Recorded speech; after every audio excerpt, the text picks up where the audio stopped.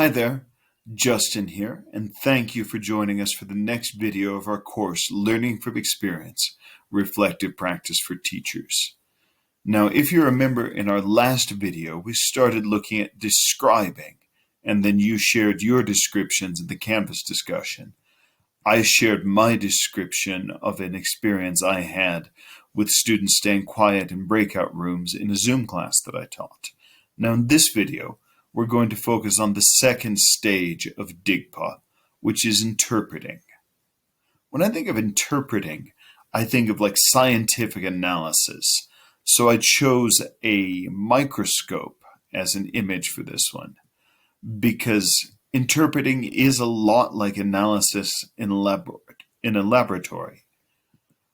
We look for the reasons why things happened.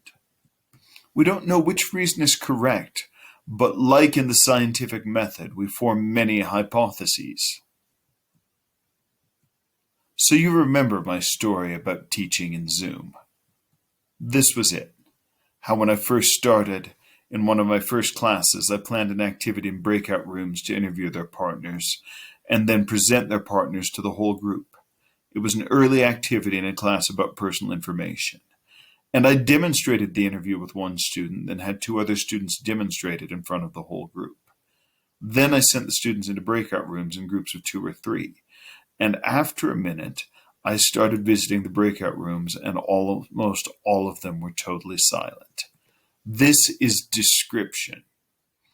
Now, the question we ask ourselves to move into interpreting is what happened? Why did that happen?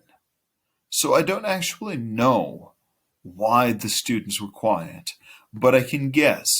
And to interpret, that's what I'm going to do. I'm going to take a lot of guesses. Maybe they were quiet because they don't like English. They just don't want to learn English. Some people don't. Or maybe they're just shy.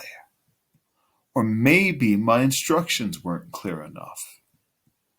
Or maybe they didn't know vocabulary that they needed for the interview. Maybe their microphones didn't work. Maybe they thought they should wait for the teacher to be there.